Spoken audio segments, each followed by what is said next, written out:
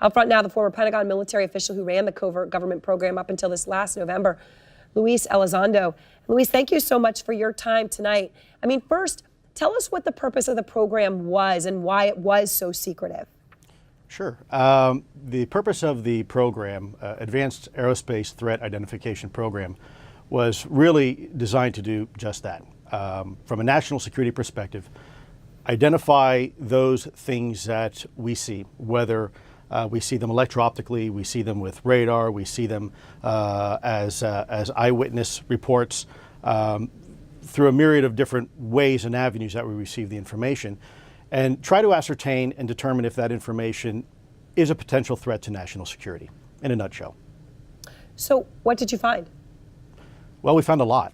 I think it's probably been a little bit mischaracterized in some of the social media you see and what people put out, because a lot of times when we don't have a lot of information, we tend to fill in those gaps with what we think is logical.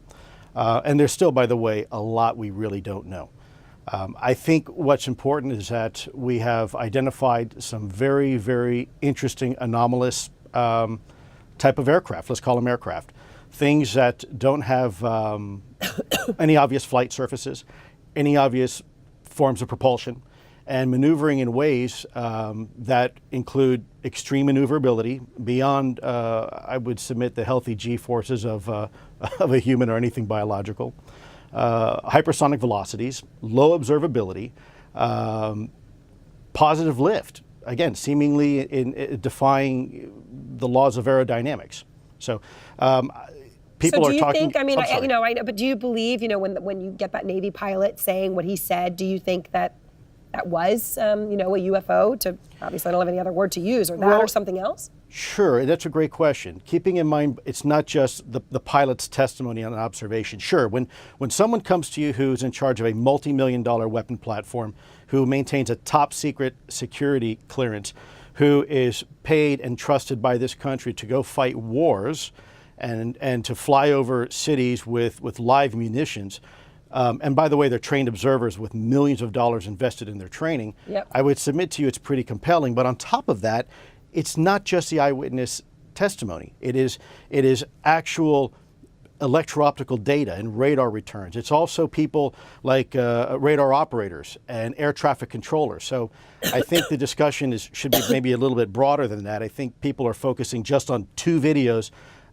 coming from a set of F-18s when really it's a lot more than that. So recently, I guess it was in October, astronomers spotted what they say could be the first interstellar asteroid. You see it there, kind of that strange shape from beyond the solar system.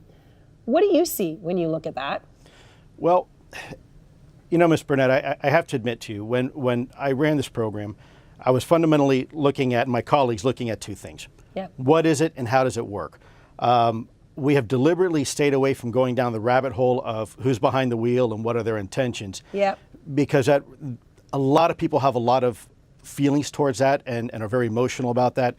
And what I wanted to do is to allow the data to speak for itself and then use that data to inform leadership, senior DoD leadership, about the potential threat that these type of technologies pose to national security, especially over any type of controlled airspace that we might have.